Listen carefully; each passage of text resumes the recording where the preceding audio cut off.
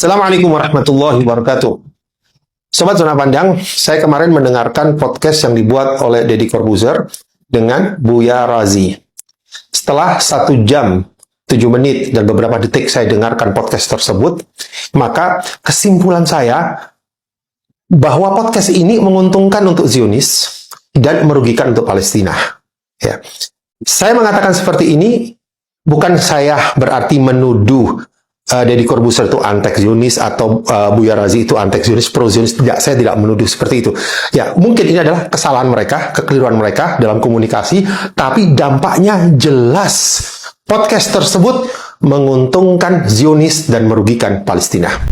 Sobat sekalian, ketika kita menyimak podcast tersebut, podcast itu menguntungkan bagi Zionis dan merugikan bagi Palestina. Kenapa demikian? Yang pertama, dalam podcast tersebut menjadikan tema besar dalam konflik Palestina itu berubah. Tema besar konflik Palestina adalah perjuangan kemerdekaan rakyat Palestina. Perjuangan untuk merebut kembali hak-hak mereka yang dijajah oleh penjajah yang bengis, penjajah yang jahat, yaitu Israel. Ini tema besarnya. Jadi tema besarnya adalah perjuangan bangsa Palestina mendapatkan kemerdekaan. Dalam podcast Deddy Corbuzier dengan Buya Razi, ini menjadi berubah.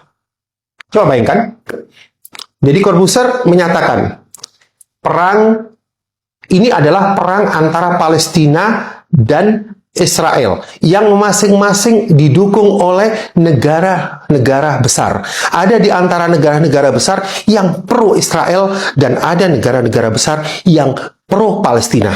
Apa kesan kita ketika mendengar kalimat ini? Ketika mendengar kalimat ini, maka kesan kita adalah ini adalah perang antara dua negara. Ya, akan sangat berbeda ketika perang kemerdekaan dibandingkan dengan perang antar dua negara. Ketika perang kemerdekaan, perang merebut kemerdekaan, artinya apa? Artinya ada pihak yang dirampas haknya, dibolimi. Maka semua bangsa di dunia, apalagi kita yang di Indonesia, yang dalam konstitusi kita, perundang-undangan kita itu memperjuangkan kemerdekaan dan menjadikan kemerdekaan itu hak segala bangsa, pasti posisi kita mendukung Palestina. Nah, sedangkan ketika itu perang antar kedua negara, maka ya sah-sah saja. Ada yang mendukung Israel, ada yang mendukung Palestina. Kenapa? Karena ini perang antar dua negara. Seolah-olah Palestina itu punya negara, kemudian Israel punya negara, masing-masing didukung oleh kekuatan besar. Ini yang terjadi dalam dialog tersebut. Dan yang lebih parah lagi, ketika Deddy Corbuzier menyatakan hal tersebut, dikomentari oleh Buya Razi dengan komentar, perang Palestina-Israel atau perang Hamas-Israel.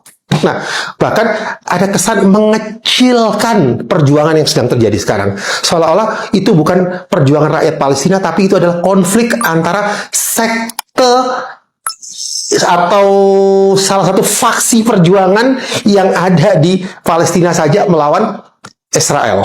Nah, kalau sudah demikian kan berarti ngapain sih kita ikut emosi, ngapain sih kita ikut membela Palestina? Akhirnya dampaknya seperti itu.